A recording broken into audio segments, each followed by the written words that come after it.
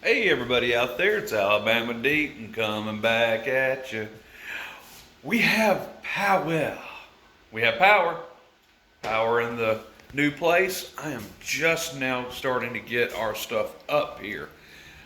Radical change of events. And I tell you what, we have been through the ringer, folks. Um, we're about like 40 days behind closing on our property and waiting for our title to be cleared on the property because we have a contract with a company to buy it from us and sign all their agreements and everything, purchase agreements, everything. Sign a purchase agreement on this place. Hey, here we are now. And we still haven't closed. We're in the process of closing, don't get me wrong. That started on Friday. Here we are now, looking at Tuesday. I got an email, joint email. So we're doing good on that. It's just, this should have been done 40 days ago, but whatever, it is what it is. And so what has happened is that the owner of this place is like, well, I really can't keep paying this house payment. We've got a new place. The extra money is killing us. And I was like, we'll pay it because we don't have a house payment. We haven't ever had a house payment. I've always bought my homes for cash, and that's just the way I handle things. I don't believe in house payments. I don't want a house payment or anything like that. So I always bought with cash. I'm not Mr. Moneybags or Daddy Warbucks by any means. But what I do is I go buy a property that has been either foreclosed on through a bank or through the state where back taxes are owed. I'll pay the back taxes on that, get a tax certificate, let it mature into a tax deed, and then boom, it's mine. And so what I did at our previous house was it was already a tax deed. I paid $9,000 cash up front for the property, and it was ours. So that was great, and that was taken care of. And so for years and years, we haven't had a house payment. And it was likewise before I met Miss Sandra, my lovely wife. I went ahead and in my younger days, I think I was like 26 years old.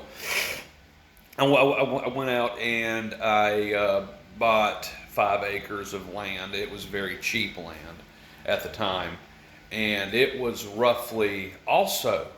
I think I paid like 7,000 for it. No, it was 5,000. That's what it was. I paid $5,000 for it.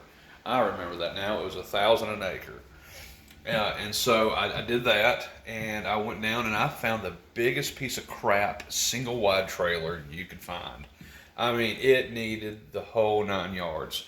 And moved and set up, it was only $3,000. Once again, I used cash for that. So I remodeled it. 20 years, not a house payment. And likewise now, 4 years, not a house payment. In this very nice manufactured home, because it is a manufactured home, folks. You can look around. It looks very nice, but you do see the strips in the walls and so forth. It is a single wide manufactured home that are commonly found down in the South where I'm at in Alabama, Tennessee, Georgia. I think they're all over, really. They're even in Virginia. I think it's only in Canada, perhaps, that they're not as commonly seen. But Canadians are fascinated by them because you can always uproot and move it to another place if you wanted to. And so this place I am paying a house payment on.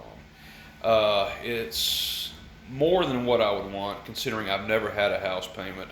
Now I am $505 a month right now. There is also lot rent. We're in a private gated community here. It's kind of like the upper crust of manufactured home living.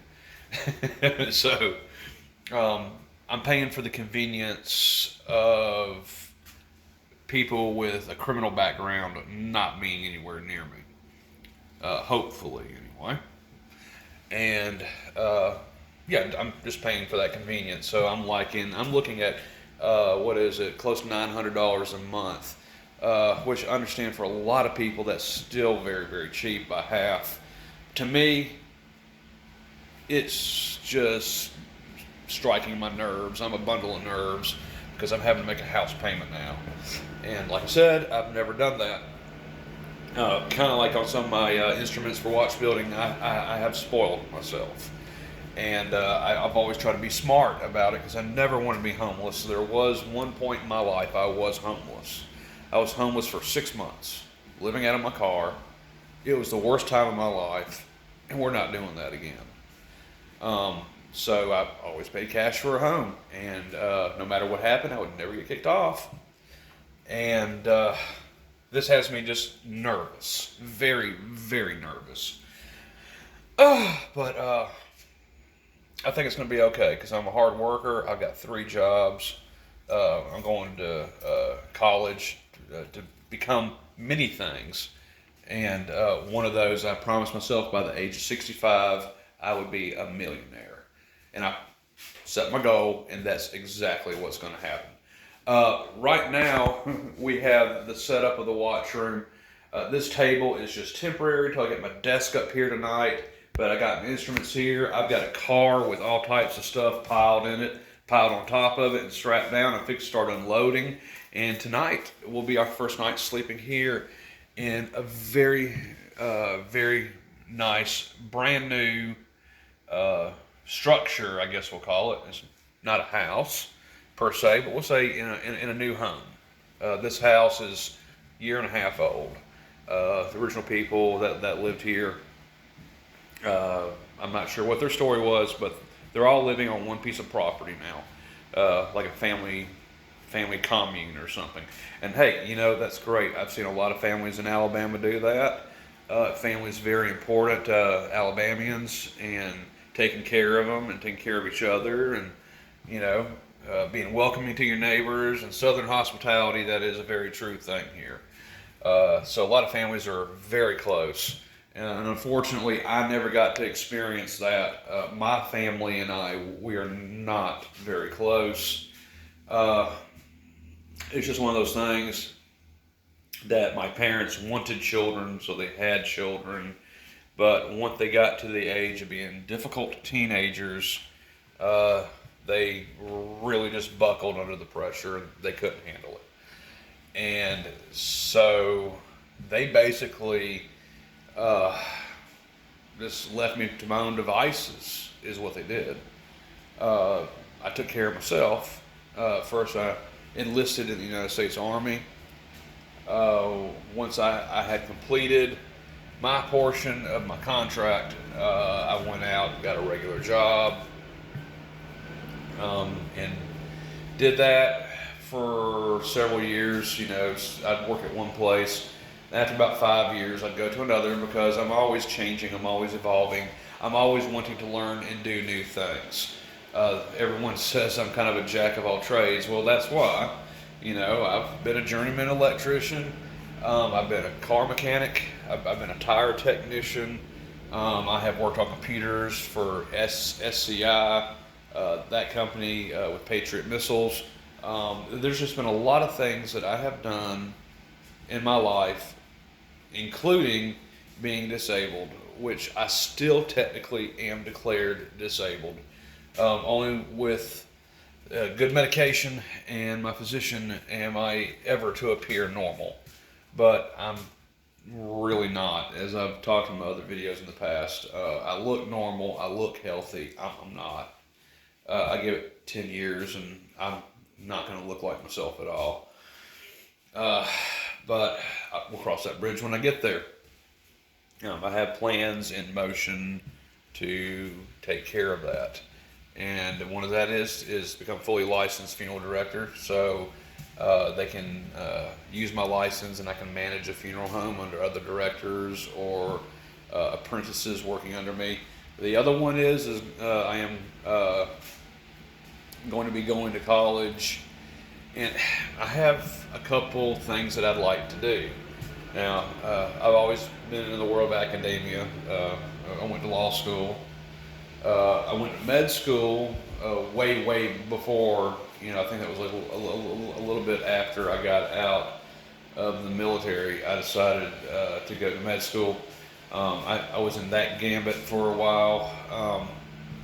The politics of being a physician were not for me.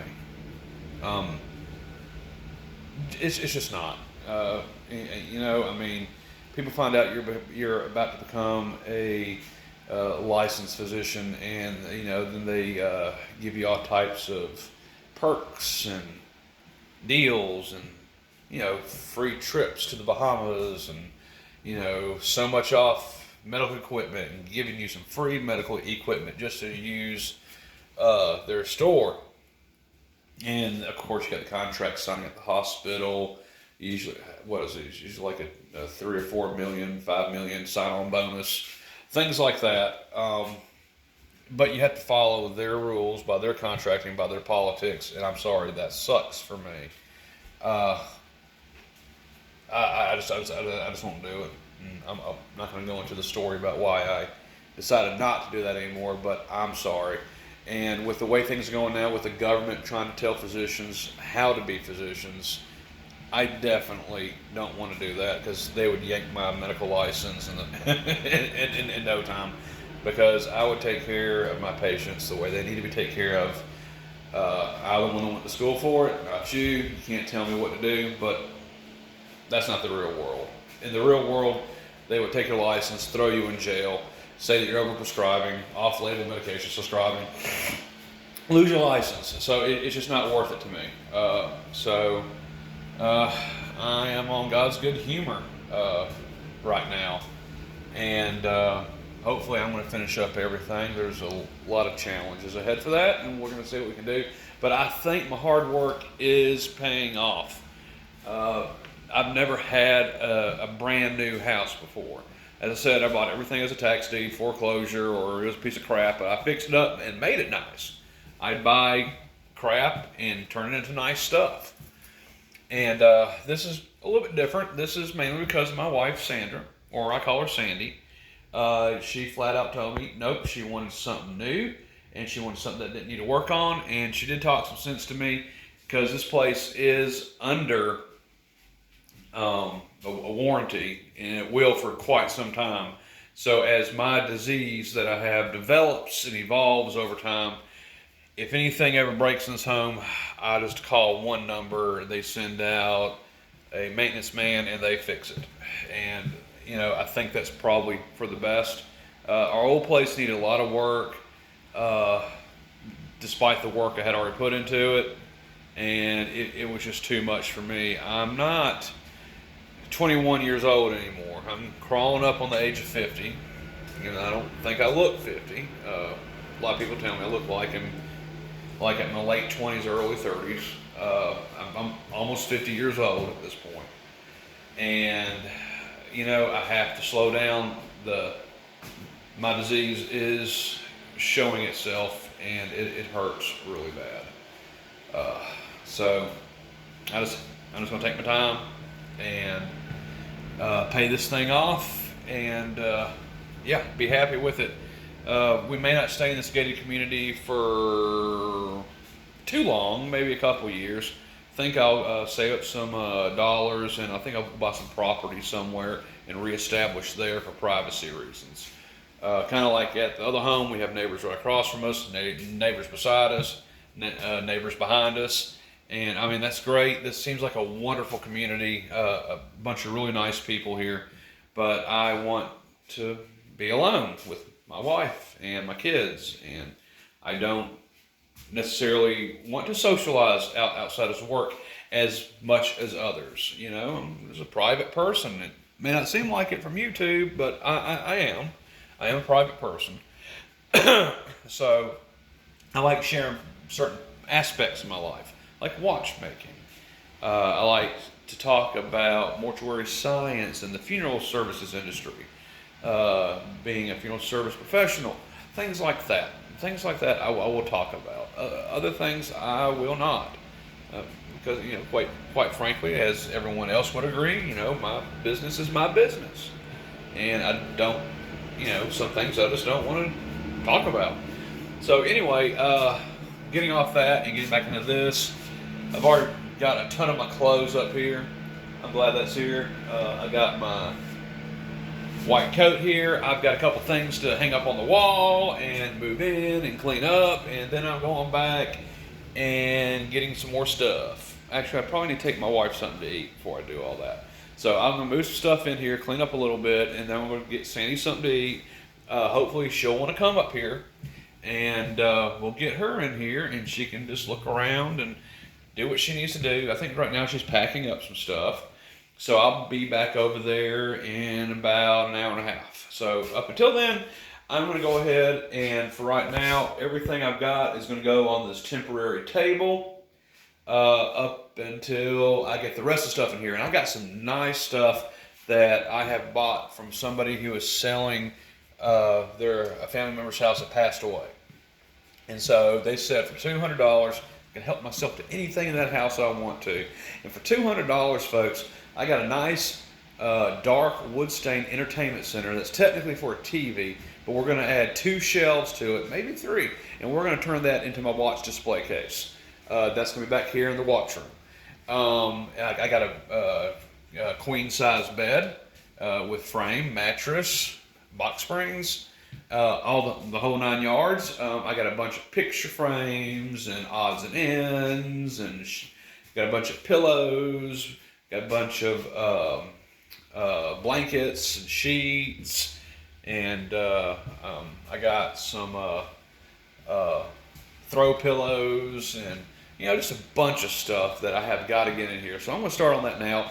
I got most of my valuables over here. I got to bring the safe. I put all the really extremely important things in, and I need to get that over here tonight and tuck it away somewhere. It's just a lot of things I got to do, folks. A lot of things I got to do.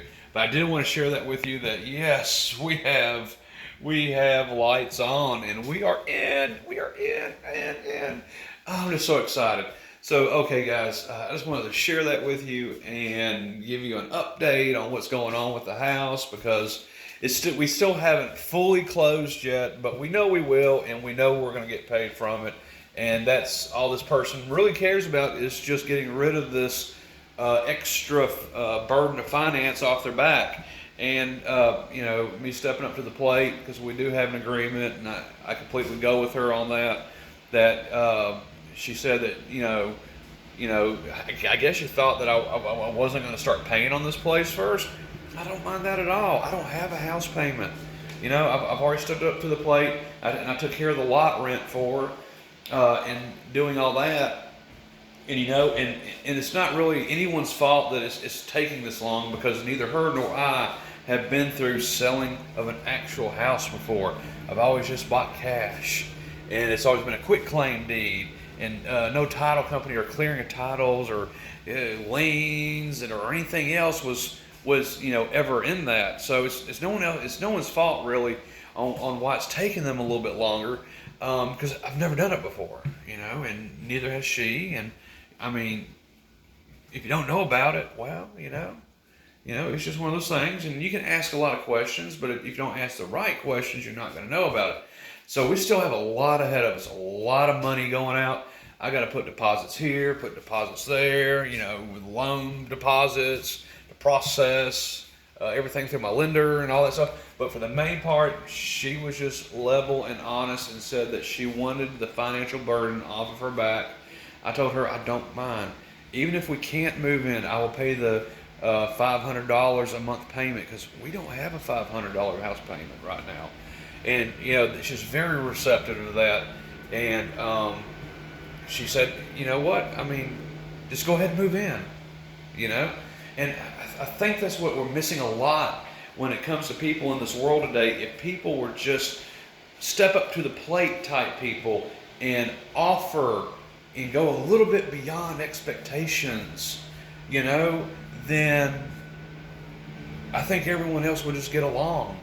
And I mean, that's what I've always done, and I've never really had a problem with anybody except for a couple a-holes here and there.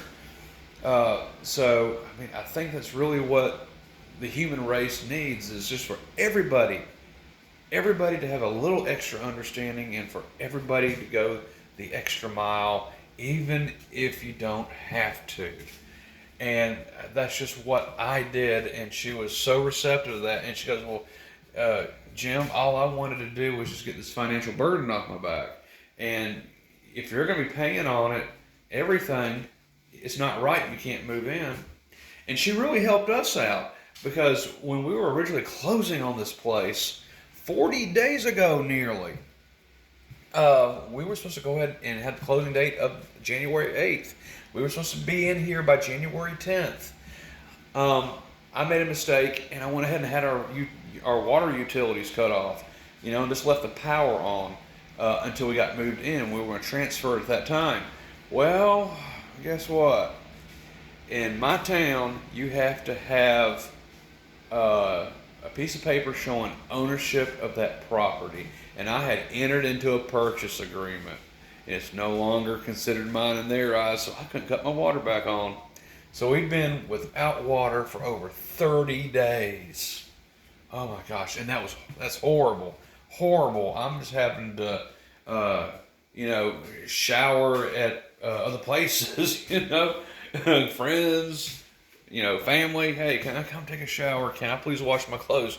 And go out and buy water for making coffee and everything because we don't have anything coming through the pipes. And I just told her, I was like, you don't know how grateful I am for you letting us move in.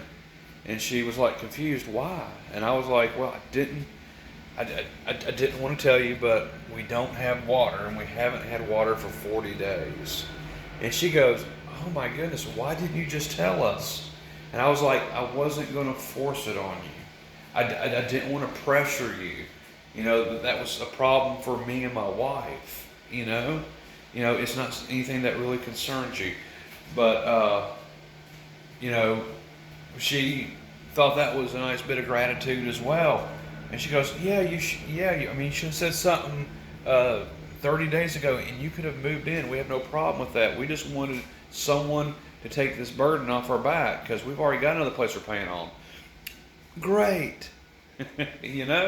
So everything works out. And then the exact same day she says that, one of my coworkers at the funeral home was cleaning out the family member's house that passed away, and she offered us a queen size or a full size bed. And that was a miracle within itself, simply because we were just told we could move in, and we definitely want to be able to shower. We definitely want to be able to see running water coming through a faucet and do everything that we need to do, and not eat takeout and TV dinners anymore. And, because we can't wash any pots or pans to cook. And she had a bed, and we were going to order one for my wife, brand new. But we still haven't closed on it yet, so we can't really buy that bed because we're so financed out with everything else we're going to have to pay with deposits and, earnest money and gratuity fee. I won't even go into that one. I think that was a kind of slime ball tactic of the person that we bought our place from. Most people pay me a little bit of gratuity for my signature. You know what? Fine, how much you want? I don't care. Just sign the papers when we get moved in. So, everything is working out. I'm glad it is. And, guys, I'm just so excited. The house smells literally new. Kind of like after I just remodeled the house we're in now. It just has that new, fresh smell. I can still smell the lumber 2x4s. I can smell everything. It's new. It's, like I said, only a year and a half old. That is new for us. But guys, I have got to start getting unpacked. I am going to go ahead and smoke another cigarette or two. I am going to show my watch room when it is set up. So that may be coming later tonight. It may be coming tomorrow afternoon. But I cannot wait to show you the new watch room, the display case that I'm doing. And I just can't wait to show y'all everything. So I will upload that. That'll probably be my next video. So guys, thank you and gals, thank you very much for watching, liking, subscribing. You don't know how.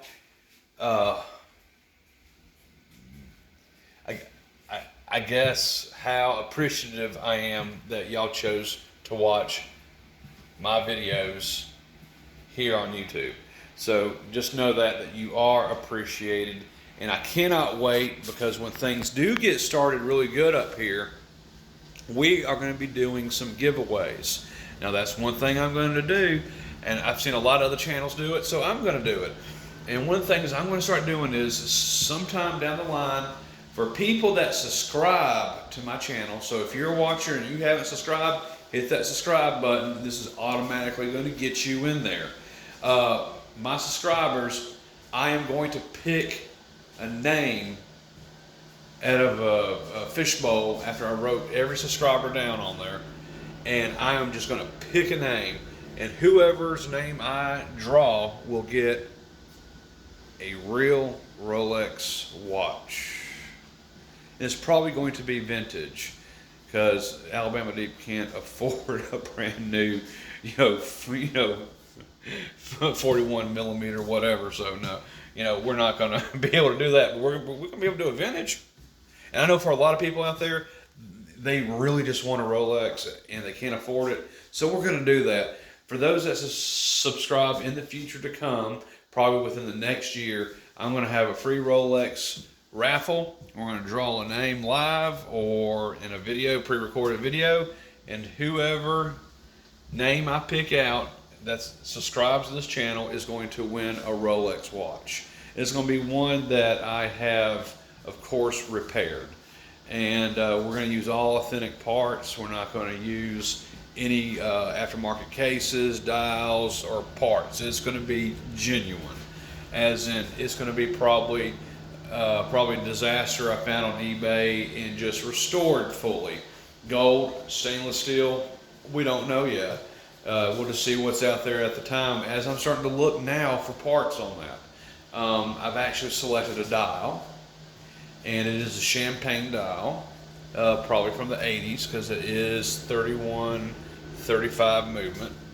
It'll fit that movement, and that's the most common movement that I can think of where the most parts are at right now. So 31-35, 80s dial, champagne colored. The case I'm working on next. I'm saving up a little bit of money to buy the case, and then the bracelet for it. Ultimately, in the end, here and there, I will buy parts, authentic, genuine parts for the movement. And when it is together, we are going to have a Rolex giveaway for subscribers only. So everyone, I want to thank you again for watching my content. Thank you for subscribing to my channel. If you haven't subscribed but you watch, please subscribe. And within a year's period, we're going to be doing a free Rolex giveaway, but only for subscribers only, so you must subscribe to the channel for your name to be picked. Everybody out there, I am getting to work, and I have so much to do, and I cannot wait to be fully moved in.